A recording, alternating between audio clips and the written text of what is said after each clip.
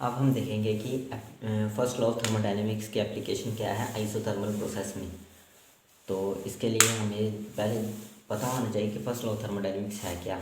तो जिसने भी फर्स्ट लॉ ऑफ थर्मोडायनेमिक्स की वीडियो नहीं देखी है वो इससे जो पिछला लेक्चर है वो देखे पहले। तो अब हम देखते हैं in application of first law of thermodynamics. First law of thermodynamics होता है इक्वल होता है delta Q that is equal to delta U plus W.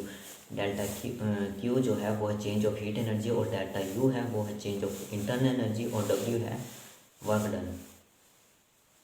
तो सबसे पहले हम उस कंडीशन को देखते हैं जो कि हमें दी हुई थी और जो हमने एग्जांपल ली हुई थी सिलेंडर की वो देखते हैं।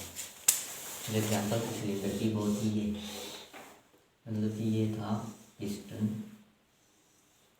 और यहाँ पे था एक ये। अब जब हमने यहाँ का टेम्परेचर इंक्रीज किया तो ये पिस्टन हुआ मूव्स इन द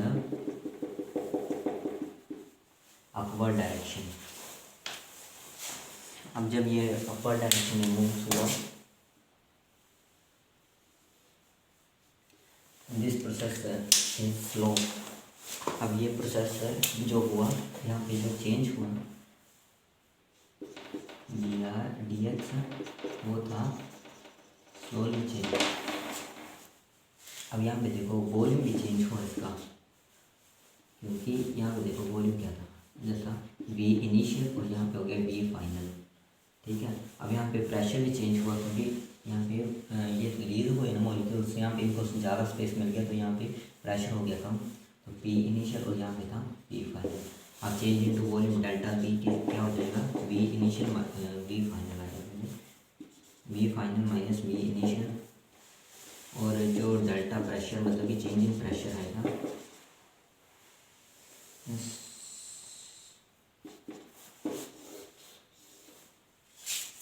तो आप देखो यहाँ पे ये दोनों चेंज हुए, मतलब कि वर्क डन होता है पी डेल्टा वी।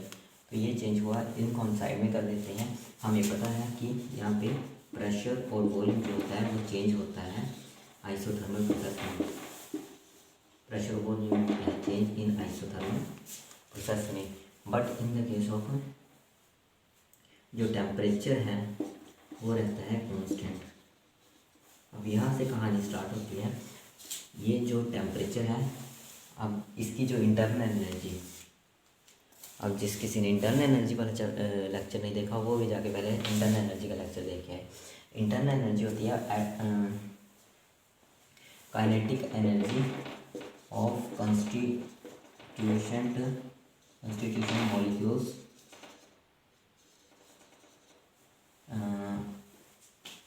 यहाँ पे it is the sum of potential energy of the molecules and the kinetic energy of the molecules। यहाँ पे आएगा तो मैं इसको ऐसे लिखता हूँ kinetic energy plus potential energy that is equal to U जाएगी। और ये होती है एटम की काइनेटिक एनर्जी। पूरा लेक्चर वो देख के आए, वो है अच्छा बना हुआ वो लेक्चर। यहाँ पे आएगा क्या बता रहा था मैं भूल गया। हाँ, इधर काइनेटिक एनर्जी और पोटेंशियल एनर्जी है और ये है एटम्स की।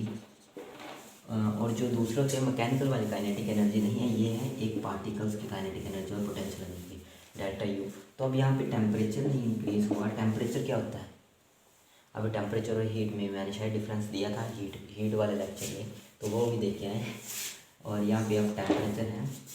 टेम्परेचर होता है average kinetic energy of the molecules. तो एवरेज काइनेटिक एनर्जी, यहाँ पे काइनेटिक एनर्जी भी नहीं चेंज होगी और पोटेंशियल एनर्जी भी नहीं चेंज होगी, इसलिए यहाँ पे जो डेल्टा यू है वो आएगा जीरो। मतलब कि डेल्टा यू क्या होता है you initial minus you final. तो यू इनिशियल में भी सेम था टेम्परेचर और यू फाइनल में भी टेम्परेचर ही सेम था, तो इसकी इंटरनल एनर्जी भी होगी सेम। अब टेम्परेचर और इंटरनल एनर्जी को रिलेट कर सकते हो, तो इसलिए यहाँ पे आएगा delta U that is equal to zero. अब हम आई होप कि ये आपको समझ आ गया होगा। अब मैं चलता हूँ आगे। यहाँ पे डेल्टा यू आएगा जीरो ही, क्योंकि काइनेटिक एनर्जी और पोटेंशियल एनर्जी में कोई चेंज नहीं आया है। ठीक है, तो हम देखते हैं आगे का। अब यहाँ पे देखो delta that is equal to delta U क्या है हमारे पास 0 प्लस डब्ल्यू।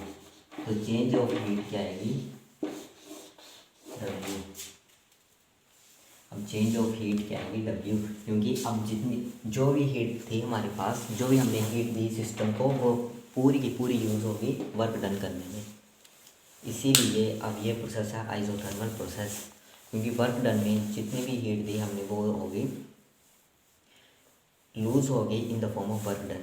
एक बार मैं फिर से बोल रहा हूँ, अब जितनी भी हीट हमने उस सिस्टम में दी थी वो यूज़ हो गई वर्क डन में। अब हमें पता है work done is the another form of exchange of energy या फिर लूज ऑफ एनर्जी या फिर way of transfer of energy.